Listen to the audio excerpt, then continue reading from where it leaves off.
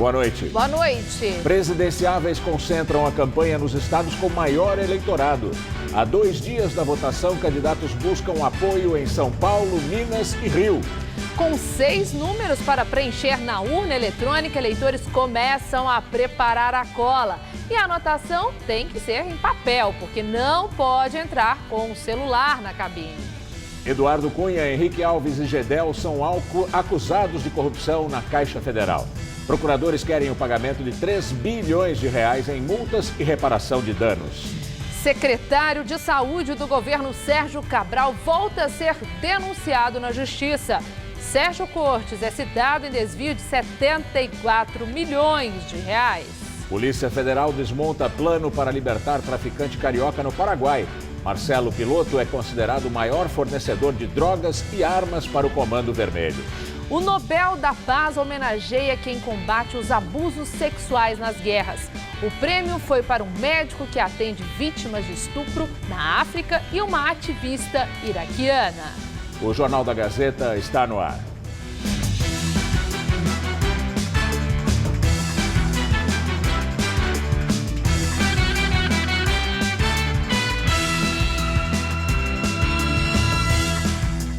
O Ministério Público Federal denunciou o ex-ministro Gedel Vieira Lima, os ex-deputados e ex-presidentes da Câmara, Eduardo Cunha e Henrique Eduardo Alves, além de outros 15 nomes por irregularidades em operações na Caixa Econômica Federal. As fraudes eram praticadas em troca de propina.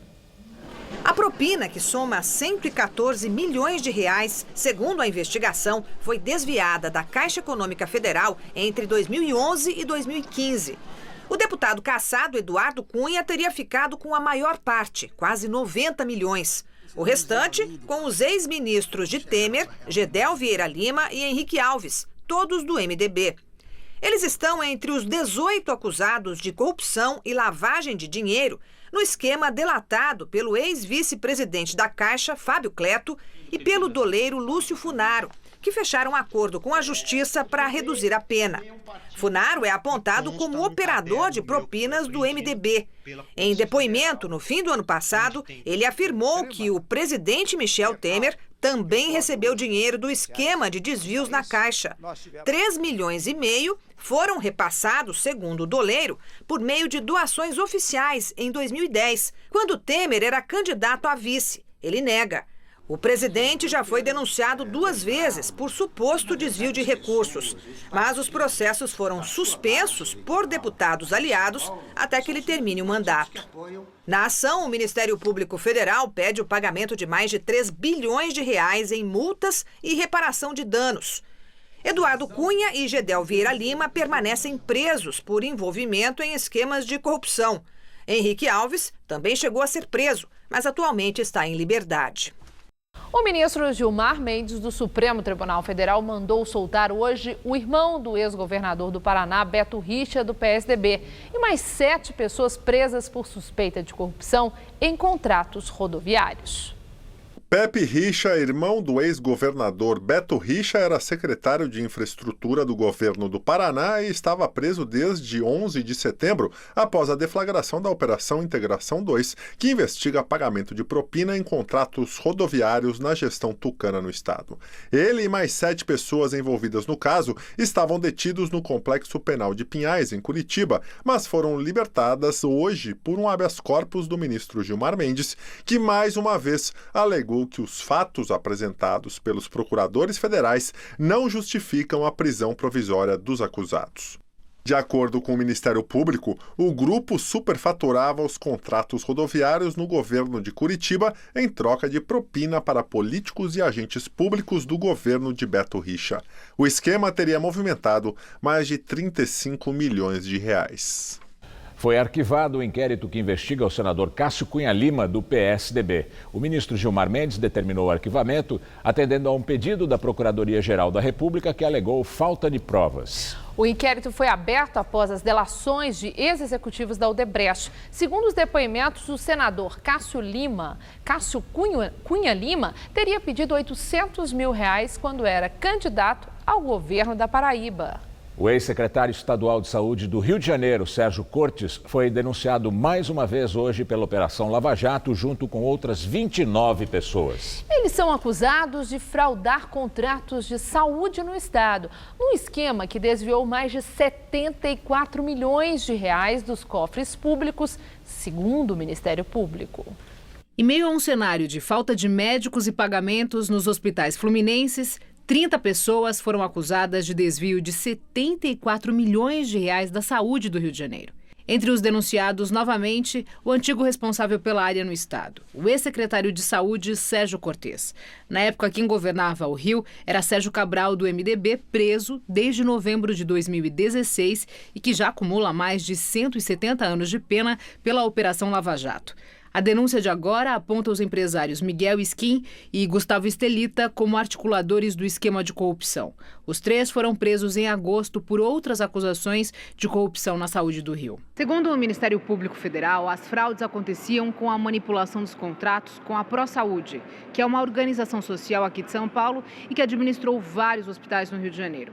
De acordo com a denúncia, os empresários cobravam 10% de propina dos fornecedores e, em contrapartida, mexiam nas licitações e garantiam a participação dessas empresas. O dinheiro da corrupção era dividido entre todos os envolvidos, inclusive o secretário de Saúde, Sérgio Cortes. Sérgio Cortes já havia sido preso em abril do ano passado depois da Operação Fatura Exposta, denunciado por ter participado de um esquema que desviou cerca de 300 milhões de reais da saúde do Rio.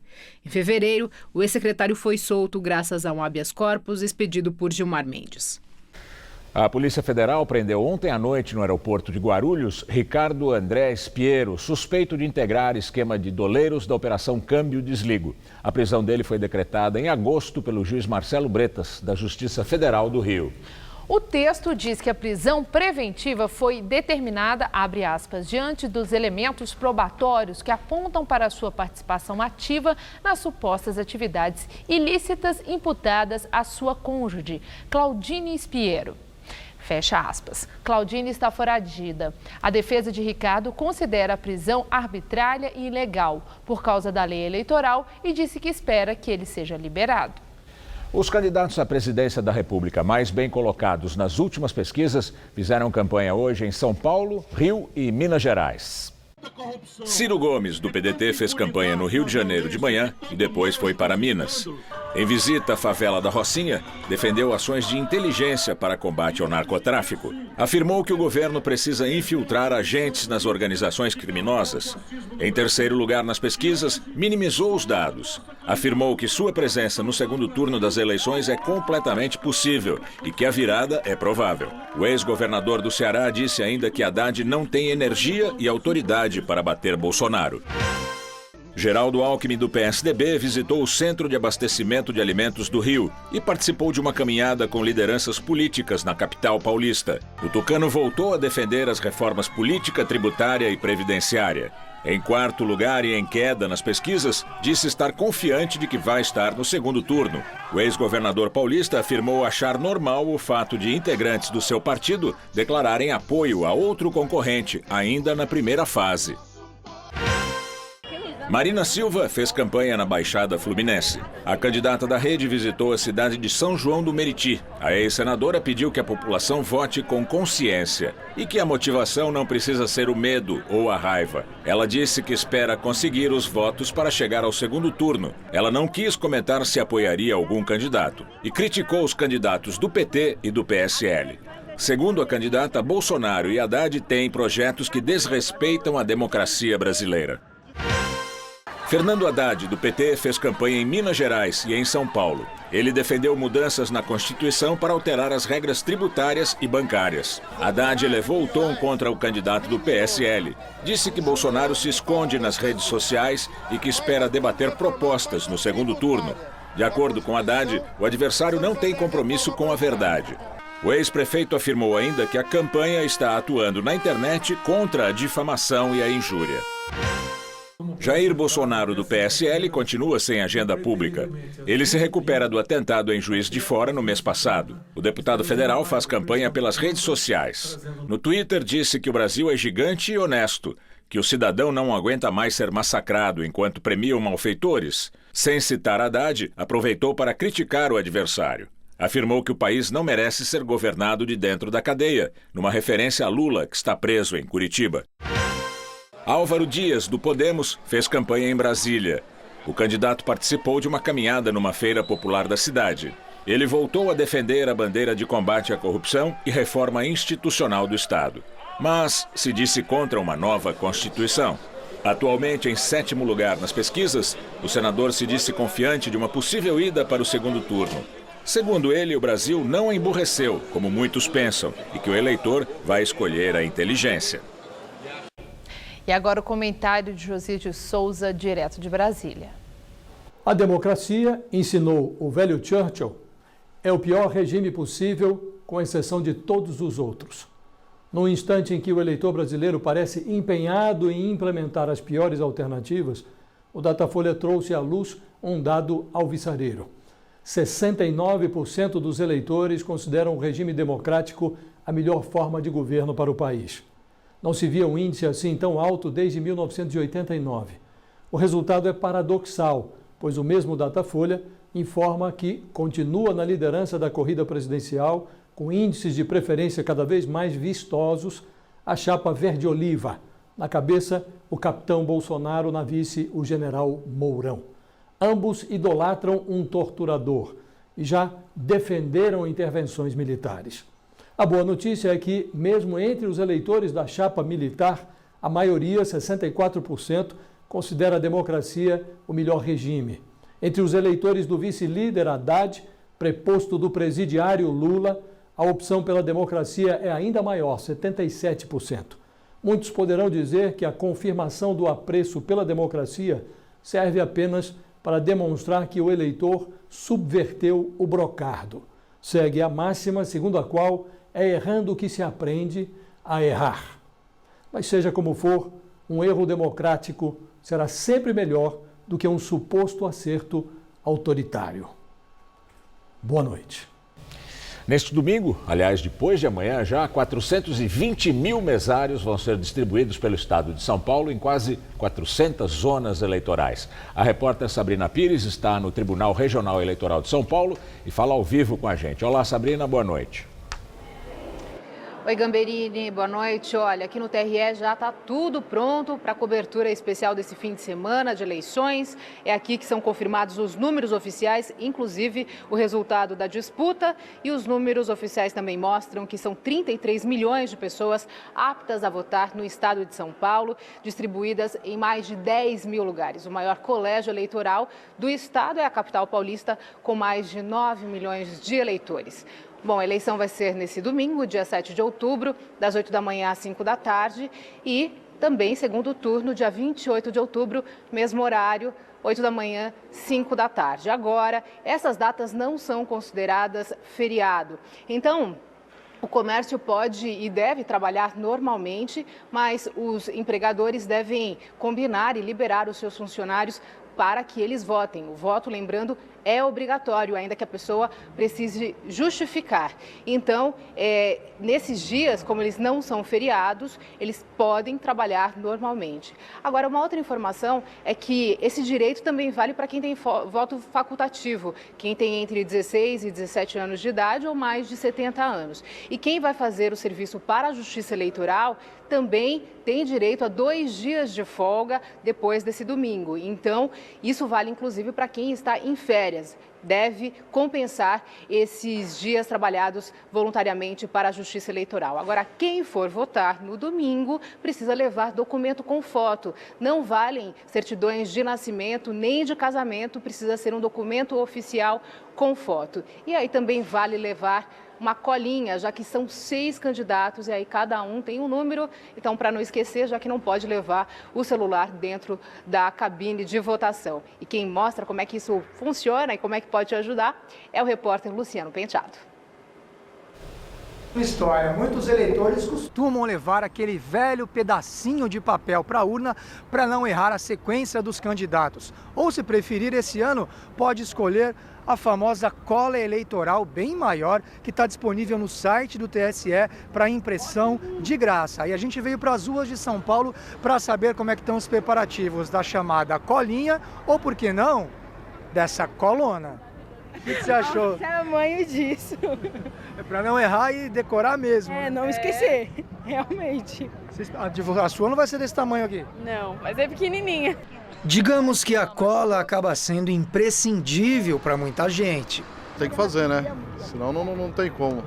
Mas tem aqueles que preferem confiar mesmo na própria memória. Normalmente eu decoro na cabeça e acabo fazendo. E dá certo? Não acaba errando, não? Até hoje, não. Vale reforçar, primeiro o eleitor vai votar para deputado federal, 4 dígitos.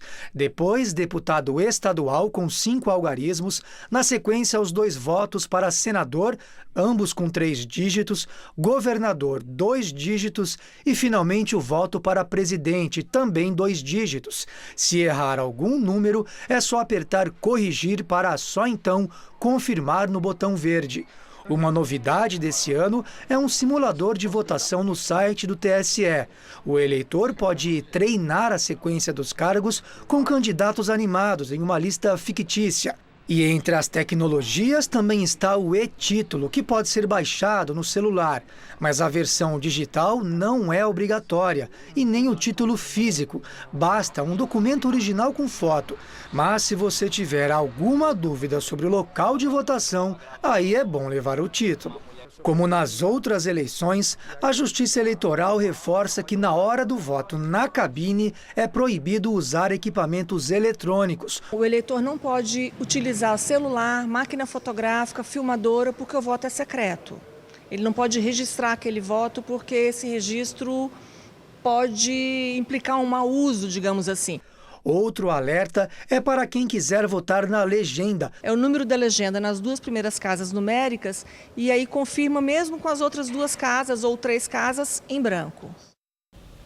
E não perca no domingo, a partir das 5 da tarde, o programa especial Hora do Voto. A cobertura completa do dia das eleições com entrevistas e os números das urnas. A Polícia Federal fez buscas hoje no comitê do deputado estadual Carlos Neder, do PT, para recolher santinhos que mencionavam Lula como candidato à presidência da República. A ordem do TRE de São Paulo foi dada depois de uma denúncia de um eleitor que disse ter recebido esse panfleto. A defesa do deputado disse que trata-se de sobra de material que foi produzido antes do indeferimento da candidatura de Lula, quando ele foi substituído na legenda por Fernando Haddad. E vamos ver como foi o dia de campanha dos candidatos ao governo de São Paulo mais bem colocados nas pesquisas. Luiz Marinho, do PT, fez campanha em Guarulhos e na capital.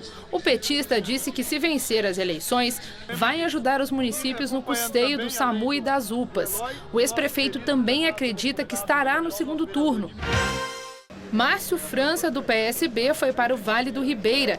Ele visitou as cidades de Iguape e Juquiá.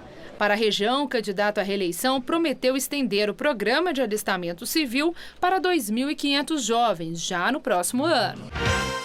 João Dória, do PSDB, cumpriu a agenda de campanha na capital, onde visitou uma creche pela manhã, depois foi para Campinas e Sorocaba, no interior do estado. O tucano voltou a dizer que vai trabalhar pela redução da maioridade penal. Paulo Scaff, do MDB, fez campanha na Zona Leste paulistana. Ele prometeu que, se eleito, vai priorizar a mobilidade urbana. O candidato disse ainda que confia no eleitor e que estará no segundo turno, que, segundo ele, deve ser a disputa com Dória. Marcelo Cândido, do PDT, fez campanha em Suzano. O pedetista já governou a cidade por 2 vezes. O candidato defendeu mais investimento na capacitação dos policiais e uma reforma tributária no estado. Mas aí, daqui a pouco, Maria Lídia Flandre entrevista o jurista Modesto Carvalhosa sobre os 30 anos da Constituição. O ex-governador do Mato Grosso do Sul, André Putinelli, do MDB, teve o pedido de liberdade negado pela ministra Laurita Vaz, do Superior Tribunal de Justiça. Putinelli foi preso preventivamente na Operação Lama Asfáltica, que investiga crimes de corrupção passiva e lavagem de dinheiro. Segundo a ministra, ainda há indícios de que a quadrilha do ex-governador estaria em funcionamento, até com distribuição de propinas. A defesa de Putinelli alega perseguição política. O produtor Solano Ribeiro foi responsável por promover festivais de música brasileira históricos e revelar grandes talentos. Ele acaba de lançar um livro em que conta os bastidores desses grandes eventos da MPB. Solano Ribeiro é a cara de São Paulo. Na casa do produtor musical, o silêncio impera. A trilha sonora vem da natureza. Um certo contraste para quem nasceu e viveu no meio do trânsito da capital paulista e revelou tantos talentos da música, como Elis Regina, Jair Rodrigues, Chico Buarque, só para citar alguns. A gente estancou. Solano Ribeiro é um paulistano legendário. Nasceu em Perdizes e logo foi morar no centro. Acontecia a guerra, ou seja, naquele tempo existia racionamento de pão. Aos 18 já era ator. Pouco depois, já comandava os bastidores na TV Excelsior. A convivência com profissionais cheios de ideias rendeu a chamada Reuniões Secretas da Bossa Nova Paulista. Encontros de artistas daqui que resultavam em canções potenciais. Vinha aquele bando de cariocas, ganhavam uma grana aqui, nos teatros, nas boates e tudo mais. A gente pensou, peraí, nós temos gente aqui também para isso. E de gente muito interessante. Era o Theo Barros, o César Camargo Mariano, a Marisa Gata Mansa, Claudete Soares, a Alaide Costa. Em Prepare o Seu Coração, livro de 2003, Solano conta em detalhes as polêmicas lembranças desses anos. Também ganhou o prêmio com documentário sobre os Novos Baianos e fala sobre a criação dos festivais, ideia dele. Naquela época, a gente era invadido por um monte de músicas italianas que saíam no Festival de Sanremo e inundavam o som do rádio aqui, né? Eu pensei, puxa vida, será que não dá para fazer uma coisa semelhante? Então eu fiz um festival livre. O que significa isso? Entra quem quer. O resto é história. Os anos de 1960 foram marcados pelas grandes músicas e performances dos então jovens artistas que disputavam os festivais. Primeiro Festival Nacional da Música Popular Brasileira. Talvez tenha sido juntada uma playlist tão fantástica, né? Apesar do Solano ser o idealizador, o organizador dos festivais de MPB tão famosos, do livro que acabou de relançar, agora ele fala o seguinte, que não é negócio de viver do passado não, só tá de olho no futuro. E ele falou que ele vai inaugurar aí uma fase nova. Vai ser o Old Tuber, como é que foi? Como tem os Young Tubers, eu com essa idade só posso ser Old Tuber. Solano Ribeiro também atua em rádio há anos. Apresenta atualmente um programa sobre os novos talentos na Rádio Cultura. E tem uma longa lista do que diz que pode revolucionar de novo a música brasileira. Tem uma moça chamada Lued Luna, você já ouviu falar? Giovanni Cidreira. Tem um cara chamado Rafael Castro, né? Tem a Tulipa Ruiz, que já é uma estrela. É muita gente de muitos lugares, né? O Banco Mundial anunciou que reduziu pela metade a previsão de crescimento da economia brasileira para este ano. Em relatório divulgado hoje, a instituição acredita que a expansão do Produto Interno Bruto em 2018 vai ser de 1,2% e não mais de 2,4%, estimativa divulgada em junho. O Banco Mundial avaliou que a situação geral do Brasil parece preocupante, com considerável incerteza política. A inflação medida pelo IBGE acelerou em setembro. O IPCA no mês passado ficou em 0,48%. No acumulado dos últimos 12 meses, o índice de preços consumidor amplo registrou alta de 4,53%. Vamos ao comentário de economia com Denise Campos de Toledo. Essa alta do IPCA já era esperada, mas superou um pouco as projeções.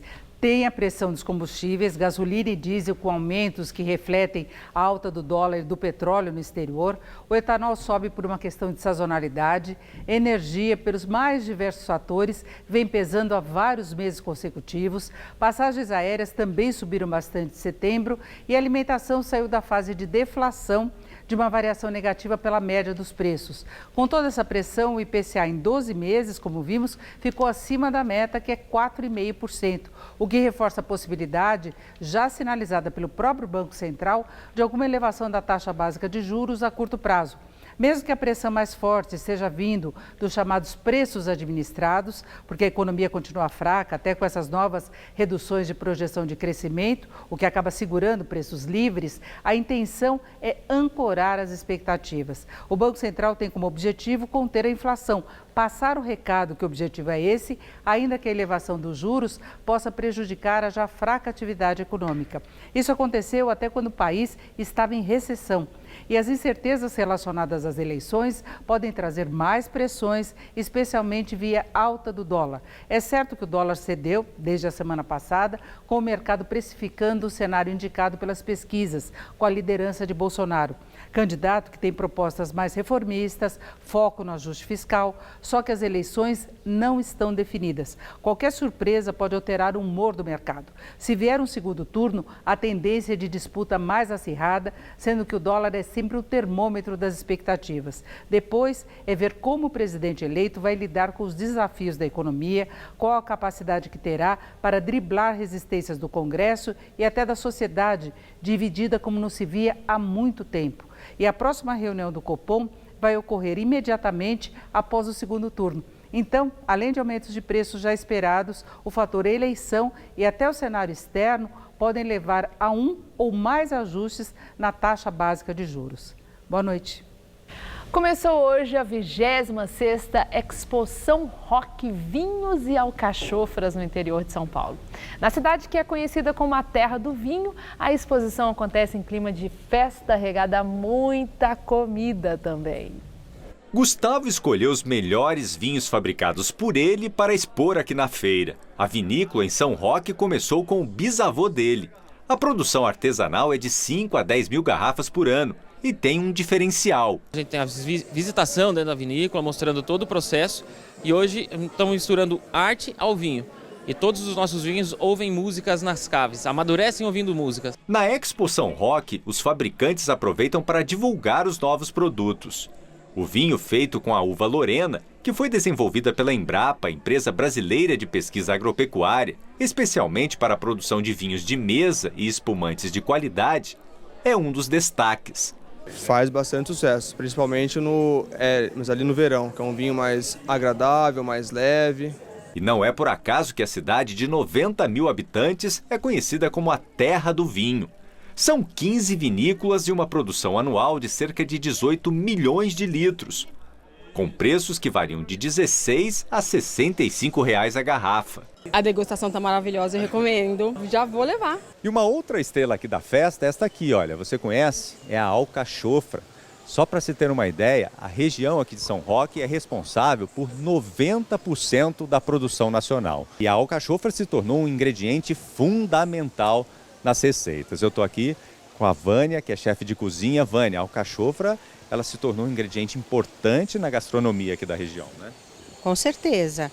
A alcachofra, além de muito nutritiva, ser muito saudável, dá para se fazer uma infinidade de pratos. Coxinha de alcachofra, com massa de alcachofra, o pastel de alcachofra, que é muito tradicional na nossa cidade, alcachofra vinagrete, quiche de alcachofra. E tem até um doce de alcachofra. Eu pensei num doce em que todos que vêm para o interior, eles gostam de comer o quê? Uma compota, um queijo. A caixa com 8 alcachofras custa R$ 70. Tem ainda a conserva. O pote é vendido a R$ 45 e o patê a R$ 25. Além de beber e comer bem, a feira reúne artesãos e promove apresentações culturais. E a cada ano com um tema diferente. Desta vez foi a volta ao mundo. No palco, o grupo Magia da Dança faz uma homenagem a 14 países. Hoje a gente atrai mais de 20 mil pessoas por final de semana, então mais de 1 milhão de turistas por ano. A Expo São Roque, ela na verdade foi um embrião de tudo isso, né? Muitos restaurantes nasceram aqui dentro e as vinícolas vão se desenvolvendo em função disso. A exposição Rock, Vinhos e Alcachofras vai até o dia 11 de novembro. O evento acontece no Recanto da Cascata, sextas, sábados, domingos e feriados, das 9 da manhã às 7 da noite em São Roque. Os ingressos variam de R$ 13 a R$ 32. Crianças menores de 8 anos não pagam. O ex-presidente da Coreia do Sul foi condenado a 15 anos de prisão por corrupção. Lee Myung-bak foi condenado por suborno, peculato e abuso de poder por receber propina da Samsung em troca de perdão do seu presidente Lee Kun-hee, também acusado de corrupção. A empresa nega os pagamentos. Além da pena, Lee Myung-bak foi multado em cerca de 11 milhões e meio de dólares. A defesa do ex-presidente negou as acusações e afirmou que o processo é uma manobra vingativa do atual presidente sul-coreano Moon Jae-in.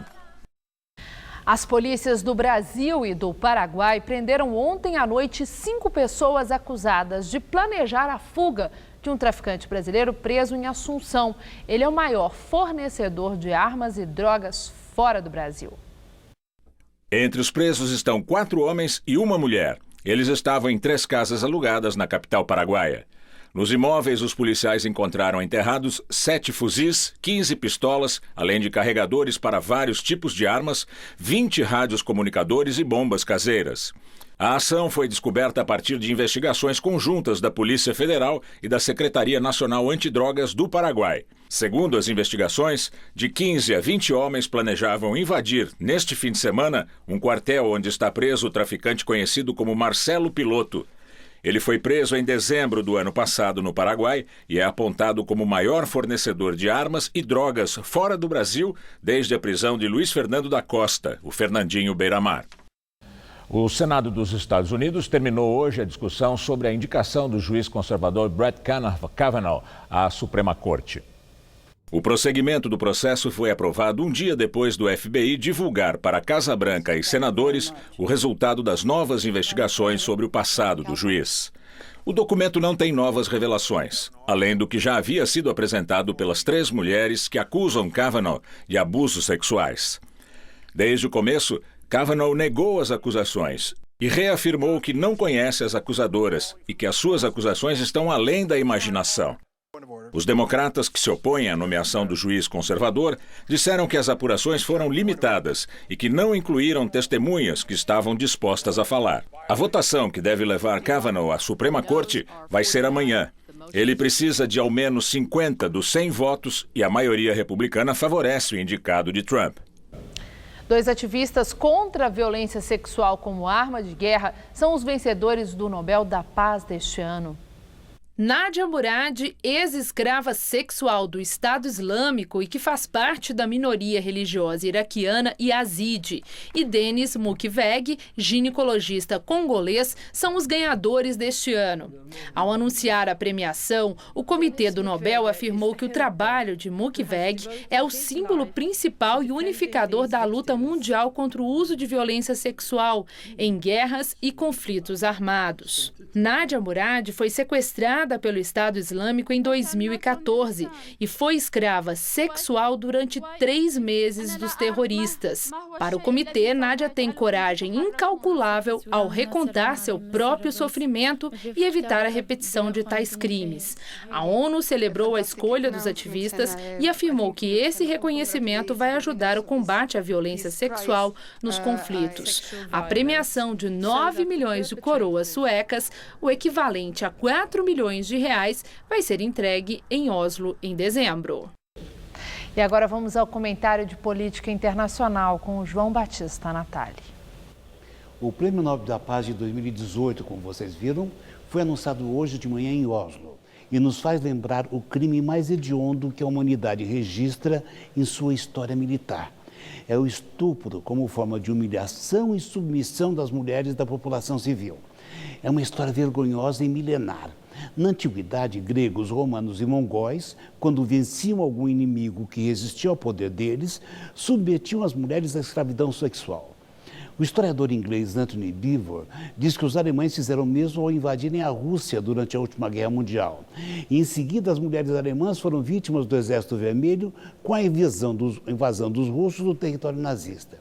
Durante a mesma guerra, 200 mil mulheres coreanas e chinesas foram estupradas e escravizadas pelo exército do Japão. O prêmio Nobel foi agora dado a 2 personagens de atuação bem mais recente.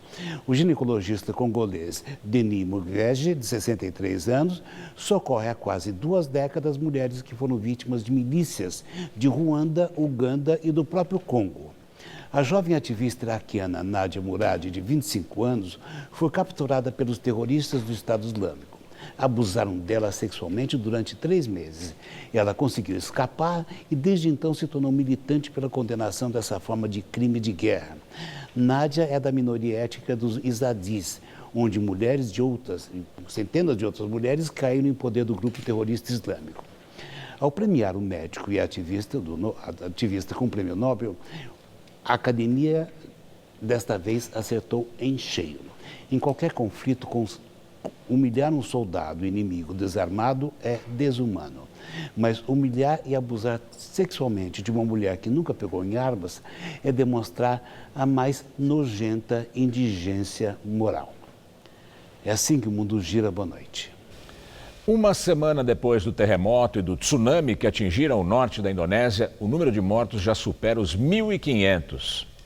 Mais de 1.000 pessoas podem estar desaparecidas sobre os escombros nas cidades de Palu e Donggala, as mais atingidas pela tragédia.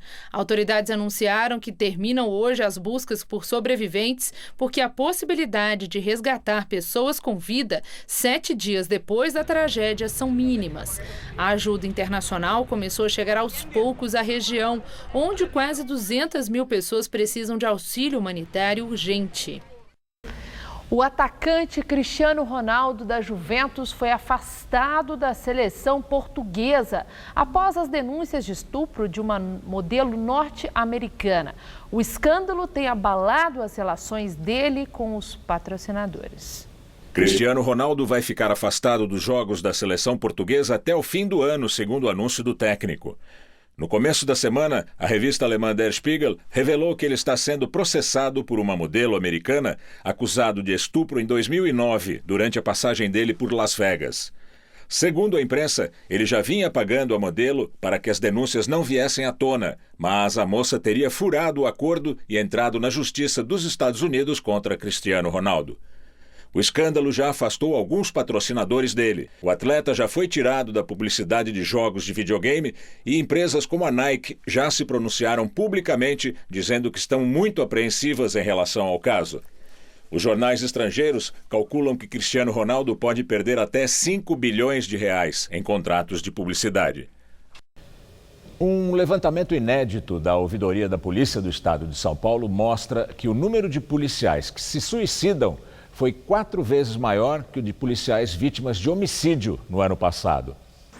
Acesso fácil a meios letais e um trabalho estressante. Segundo Alexandrina Meleiro, coordenadora da Comissão de Estudo e Prevenção do Suicídio da Associação Brasileira de Psiquiatria, esses são alguns dos fatores que tornam a atividade policial de alto risco para o suicídio. Por essa facilidade do porte de arma, muitas vezes isso eles acabam usando contra eles mesmos.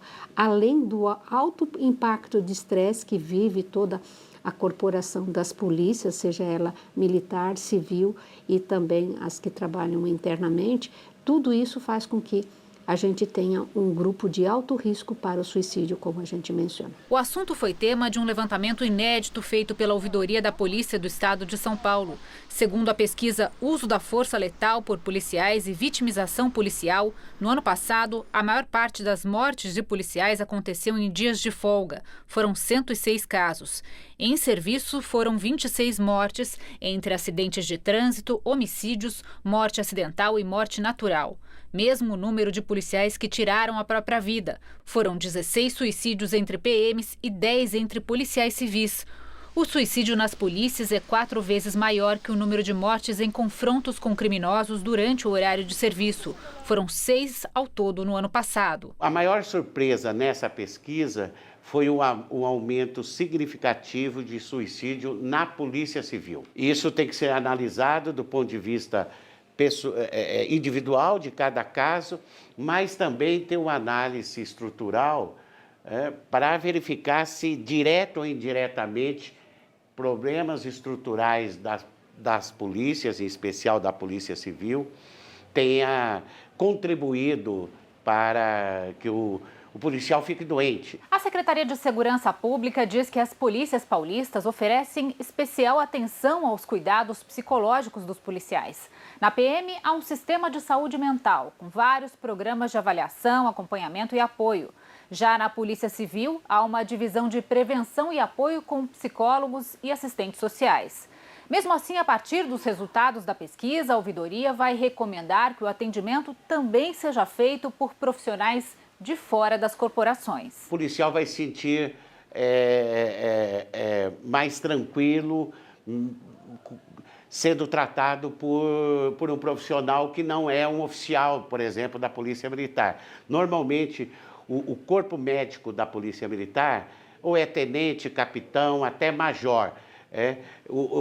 De uma certa maneira, o soldado pode se sentir constrangido de se dirigir a um oficial superior e falar: estou com problema de saúde mental. O fato que essa pesquisa mostra é de que o suicídio vitima mais policiais, civis e militares do que a função policial propriamente dita.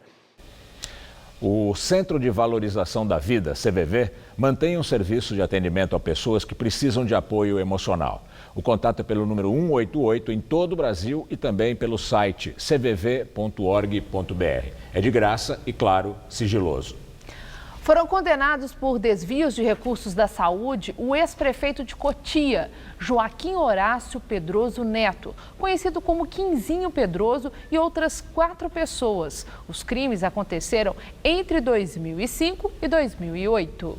Segundo a denúncia do Ministério Público Federal, os condenados desviaram dinheiro da União que seria usado para a compra de medicamentos e materiais hospitalares a partir de fraudes em concorrências públicas e superfaturamento. O prejuízo para os cofres públicos é estimado em 12 milhões de reais. Se somadas, as penas passam de 48 anos de prisão. E faltando pouquinho para a votação, muitas pessoas ainda têm dúvidas sobre algumas regras e deveres eleitorais. A repórter Sabrina Pires fala novamente ao vivo do TRE. Olá, Sabrina. É isso, Estela. Olha, bom, lembrando que voto é obrigatório.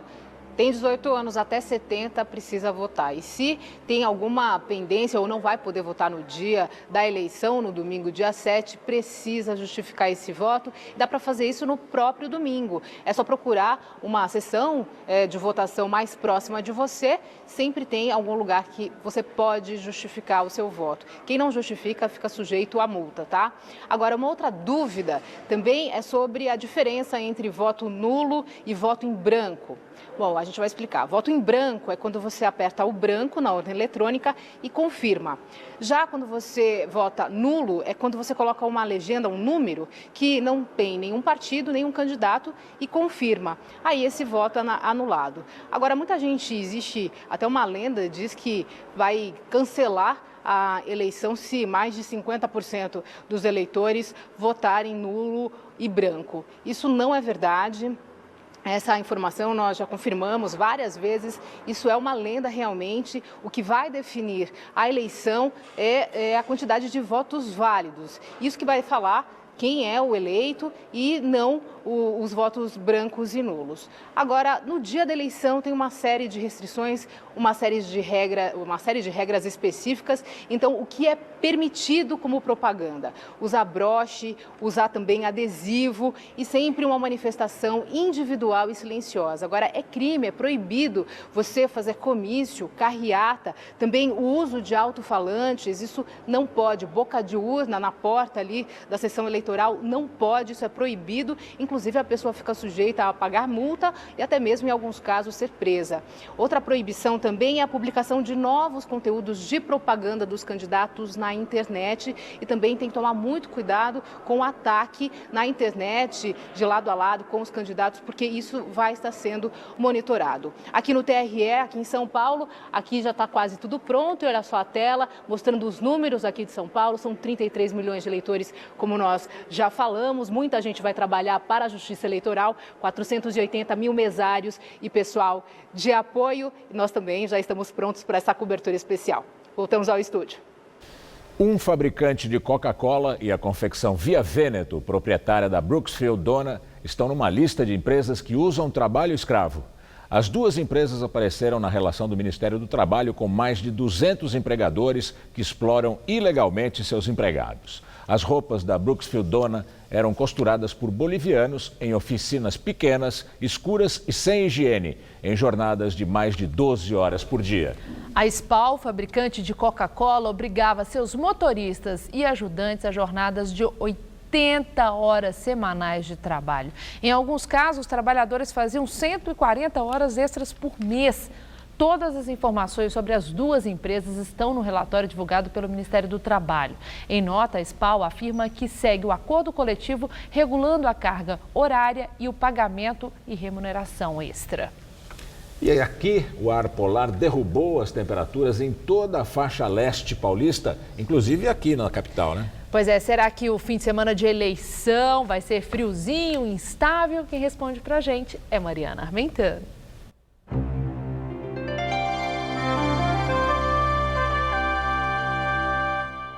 Entre o fim de semana e a terça-feira, a maior parte do centro-sul do país volta a ter risco de chuvas fortes. Para amanhã, como a gente vê no nosso mapa, só não há previsão de chuvas nessas áreas em amarelo, o que inclui o Rio Grande do Sul, Sudeste Catarinense e boa parte da região Nordeste do país. E o tempo continua bastante instável em todo o leste do Sudeste. Vamos ver como ficam as temperaturas nesse sábado? Olha só, em Vitória faz só 25 graus, com tempo bem chuvoso, assim como no Rio. Por lá a máxima não passa dos 26. Na capital paranaense vai fazer frio, ainda com chuvas a qualquer hora, mínima de 11 e máxima de 16. E em Salvador, sol, calor de 31 graus e chuvinha rápida e pontual, só para dar aquela refrescada. Para São Paulo, quase todas as regiões vão ter um fim de semana de sol e chuvas. O predomínio é de nuvens e chove a qualquer hora do dia no leste de São Paulo, o que inclui aqui a capital e também o litoral. Nas demais áreas do estado, o sol aparece com força pela manhã e ocorrem pancadas de chuva entre a tarde e a noite, sendo que pode chover forte lá no norte paulista. A máxima chega aos 32 graus em Presidente Bernardes e em Araçatuba e aos 33 em Votuporanga. No litoral, não vai fazer mais que 18 graus em Caraguatatuba e que 21 graus em Santos. Para a capital, a previsão é de um fim de semana friozinho e chuvoso, com poucas aberturas de sol. Nessa madrugada, teremos mínima de 14 e máxima amanhã à tarde só de 19 graus. Aí no domingo de eleições, não deve fazer mais que 22 graus por aqui, com chances de chuvas mais volumosas. E para começar a semana, esquenta. A máxima vai aos 25 graus, mas o tempo continua estável, com chuvas a qualquer hora na segunda-feira. Daqui a pouco, os 30 anos da Constituição na entrevista de Maria Lídia com o jurista Modesto Carvalhosa. Até já!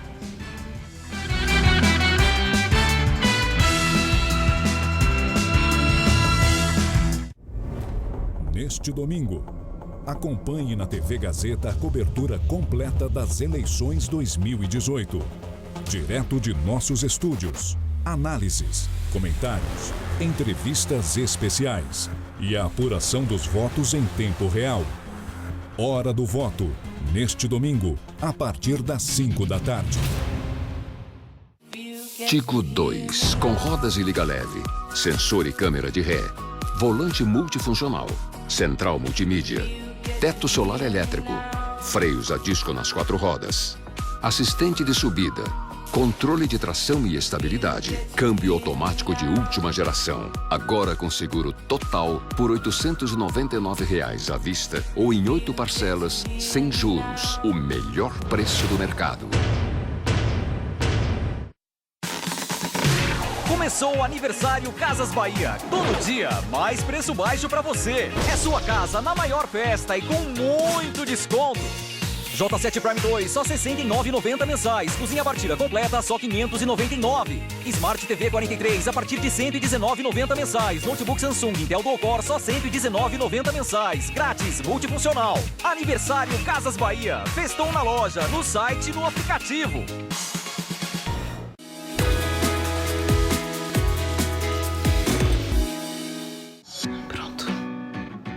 Nossa! sua pele tá ótima. Já sei. Tá apaixonada, né? Tô. Por 2. Por 2? Pelo creme, pelas cápsulas do novo Make-up Rejuvenescedor. O creme com nanotecnologia possui Q10 e efeito tensor. Já as cápsulas estimulam a produção de colágeno, ajudando na firmeza da pele. Novo Make-up Rejuvenescedor. Carinho em dobro para sua pele. Tá a fim de escrever a sua própria história? Que tal dirigir a sua própria vida? Então corre pra cá, que a sua hora chegou. Bem-vindo ao Universo Casper. Um lugar certo para você pensar, criar e questionar. Na Casper, razão e emoção se unem para fazer diferente, fazer melhor. E você, aceita o desafio? Tem muita coisa nova te esperando por aqui. Faculdade Casper Líbero, Vestibular 2019. Paixão por comunicação. O tempo não para. Os fatos também não. Tudo o que acontece no Brasil, tudo o que abala o mundo, está no Jornal da Gazeta, edição das 10, de segunda a sexta. Oferecimento Faculdade Casper Líbero. Paixão por comunicação.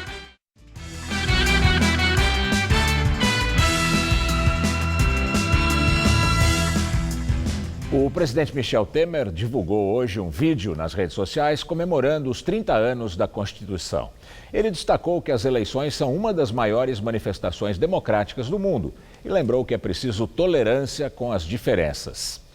Um povo expressando livremente sua vontade por meio do voto. A democracia se impõe a todos nós. É o regime da convivência pacífica, da aceitação do contraditório, da tolerância com as diferenças. O eleitor escolhe o governante e também a oposição, cujo papel é fiscalizar e cobrar do vencedor segundo as regras do jogo constitucional. Nossas instituições estão em pleno funcionamento para garantir esse clima de convivência entre pessoas que pensam de forma diferente. Vamos agora à entrevista do dia com Maria Lídia Flandoli sobre os 30 anos da Constituição Federal. A entrevista foi gravada. Nosso entrevistado é Modesto Carvalhosa, jurista de destaque na luta pelo combate à corrupção, tendo vários livros e artigos publicados. O mais recente livro dele é Da Cleptocracia para a Democracia em 2019, um projeto de governo e de Estado. Muito obrigada, doutor Carvalhosa, por estar conosco. Eu aproveito para mostrar o seu mais recente trabalho, que foi lançado esse ano ainda. Parabéns por esse empenho e essa persistência numa questão substantiva como essa da lisura do trato, no trato da coisa pública no nosso país. Para mim é um prazer estar com você aqui novamente. Bom, vamos falar da Constituição brasileira, que completa 30 anos. E eu acho que é um privilégio poder conversar com o senhor exatamente na data. E quero ouvi-lo inicialmente. Qual é o principal mérito que o senhor destaca nessa Constituição que faz 30 anos, a Constituição de 1988? Bom, o mérito foi de nos resgatar, sob o ponto de vista de uma democracia, a uma Constituição que vinha exatamente 3 anos depois da queda do regime militar, da ditadura militar. Portanto, ela é uma consagração da redemocratização do país e foi, portanto, consagrada como realmente a volta das liberdades públicas que ela trouxe e a questão da prevalência da lei e não dos atos arbitrários da ditadura como ocorria. Você fala bem mal da nossa Constituição e são muitas as críticas e também há uma ampla defesa. Mas agora, na campanha eleitoral, é interessante que chama a atenção que os dois candidatos que estão ali polarizados, tanto Jair Bolsonaro como Fernando Haddad, apresentam propostas para a elaboração de uma nova Constituição no Brasil. Eu quero ouvi-lo sobre isso. Existem 3 players nessa demanda de uma nova Constituição. É o PT, que deseja naturalmente fazer uma Constituição bolivariana, o candidato Bolsonaro, que naturalmente deseja fazer uma Constituição em que o seu programa também seja estabelecido, que é um programa mais autoritário. E existe um terceiro player, que é a própria sociedade brasileira, que está demandando uma Constituição nova para nos livrarmos desse Estado opressor, dessa estrutura de privilégios que a Constituição de 88 trouxe, criando dois segmentos na sociedade brasileira. O segmento da sociedade privada, dos empregados, dos patrões, dos empresários, e a outra dos privilegiados parlamentares, políticos, altos funcionários públicos, magistrados, Supremo Tribunal Federal, que realmente estão ali contra a sociedade, usufruindo de todos os recursos da sociedade, num círculo vicioso que vai se baseando na própria Constituição de 88, que é a matriz de todos os privilégios que nós temos hoje no Brasil. Agora, considerando esse aspecto, que é um demérito, né, para a Carta Magna, emendas constitucionais não têm a condição de corrigir essas distorções? Bom, as emendas constitucionais que ocorreram, na sua maior parte, primeiro elas foram compradas, né? Quer dizer, por grupos de interesse. Mas daqui para frente, não, ao invés de uma nova Constituição. Não adianta, porque a estrutura dela é uma estrutura de privilégios para o setor público. Então, nós temos que mudar essa estrutura, criar uma Constituição onde é proibida a reeleição para qualquer cargo. Nós temos que criar também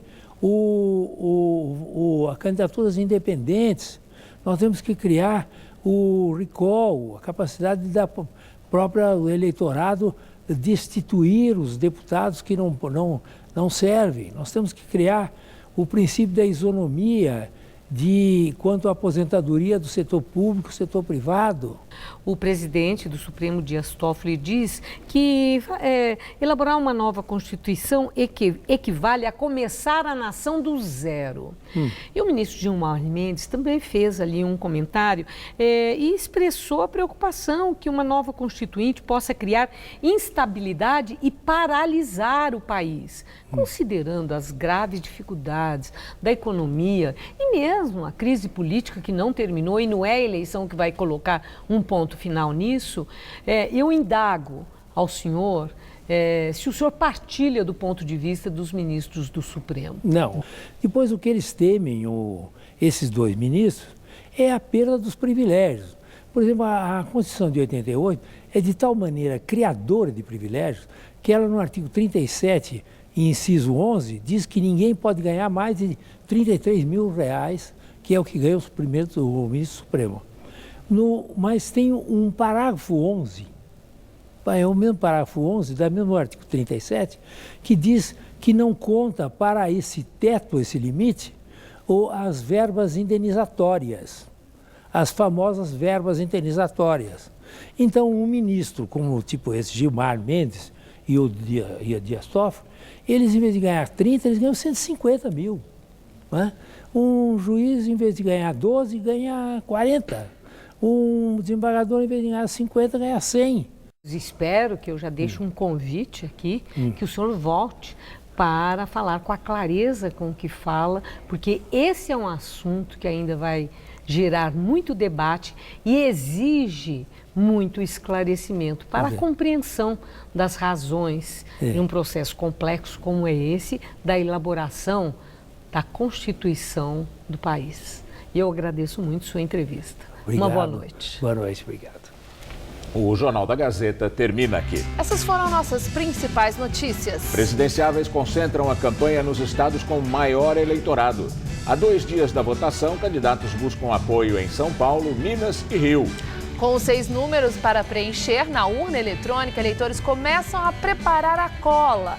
E a anotação tem que ser no papel, porque não pode entrar com o celular na cabine. Eduardo Cunha, Henrique Alves e Gedel são acusados de corrupção na Caixa Federal. Procuradores querem o pagamento de R$3 bilhões em multas de reparação de danos. Secretário de Saúde do governo Sérgio Cabral volta a ser denunciado à Justiça. Sérgio Cortes é citado em desvio de R$74 milhões. Polícia Federal desmonta plano para libertar traficante carioca no Paraguai. Marcelo Piloto é considerado o maior fornecedor de drogas e armas para o Comando Vermelho. A edição de hoje pode ser vista no site do Jornal da Gazeta. Uma boa noite para você. Nós voltamos no domingo, às 5 da tarde, com o programa especial Hora do Voto e a cobertura completa do primeiro turno das eleições 2018. Boa noite e até domingo.